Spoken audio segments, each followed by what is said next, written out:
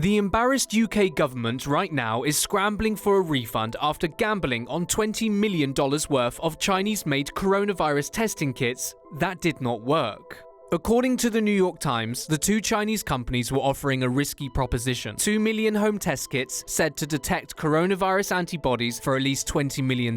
Take it or leave it. So, the asking price was high, the technology was unproven, and the money had to be paid up front. Furthermore, the buyer would be required to pick up the crate loads of test kits from a facility in China. Despite the risk, Downing Street, desperate to get a handle on the forever climbing case numbers in the UK, gambled and handed over the cash to both All-Test Biotech and Wondfo Biotech, the two Chinese companies in question, both of which claim that their products met the health, safety and environmental standards set by the European Union. Whilst public health officials reviewed the specifications on paper, diplomats were dispatched in China to ensure the companies existed and to examine their products firsthand. Tragically, the gamble backfired as the tests said to detect antibodies for coronavirus did not work, according to a senior civil servant. Finding antibody tests that work is seen as a critical stage in the battle against the coronavirus. So, what did the two companies say? Well, in typical fashion, after officials complained about the dud tests, both Chinese companies instead blamed British officials and politicians for misunderstanding or exaggerating the utility of the tests, a method of deniability that seems to be commonplace under the CCP. They took it further with Wondfo, one of the companies telling CCP mouthpiece Global Times that its product was intended only as a supplement for patients who had already tested positive for the virus. And All-Test, the other company, said in a statement on its website that the tests were only used by professionals,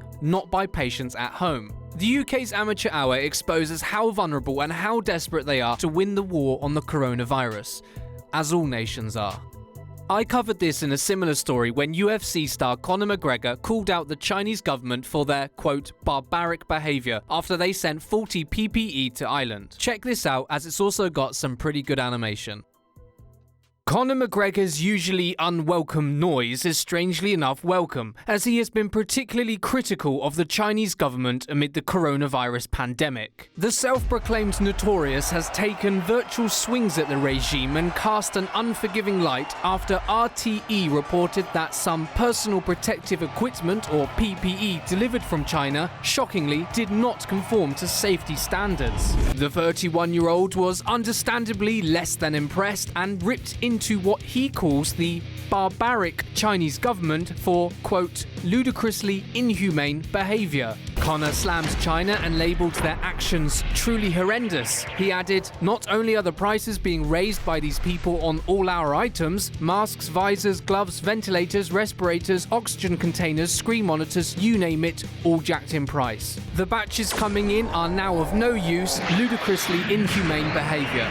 The MMA star has urged his hundreds of millions of followers to stay at home and remain vigilant. He has also admirably donated huge sums of money to help fund the fight against the coronavirus. The Bleacher Report stated that McGregor announced last Wednesday that he is donating to hospitals in the Republic of Ireland. Also on his Twitter account, McGregor made the following pledge: "Today I am purchasing myself €1 million worth of PPE to be deployed to all the fighting hospitals in the Leinster region, our most effective region to this date." The substandard medical equipment sent by Xi Jinping's government is inexcusable, and such actions continue to cloud their reputation on a global scale after attempting to cover up the outbreak to begin with. McGregor has since demanded that the Irish government withdraw their gratitude for the medical equipment received from China, as, let's be honest, it really is inhumane. If you want more Tomo in your life, click the subscribe and bell button so you get notified when a new video is up. Thanks for watching Tomo News.